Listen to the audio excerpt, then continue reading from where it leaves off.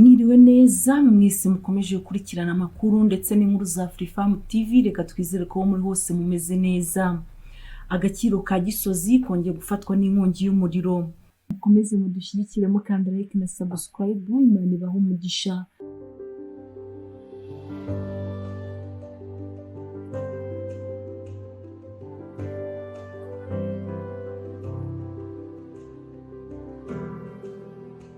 Muri iki gitondo cyo kuri wa kabiri tariki ya 17 Kanama 2021, agaciro ka Gisozi gaherereye mu karere ka Gasabo kongeye gushya.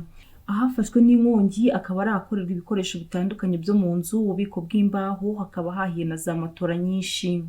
Umwe mu bakora muri aka gakiriro waganiriye na Kigali Today, Nshimiyimana Alexandre, yavuze ko ahahiye ari mu gice kibamo imbaho aho bita muri Adarwa iruhande rwa Ruhurura.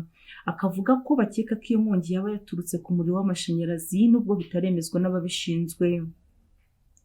Nshimiyimana icyakora avuga ko polisi y'u Rwanda ishami rishinzwe kuzimya umuriro yabagobotse ku buryo mu saa 3:40 umuriro wari umaze gucogora.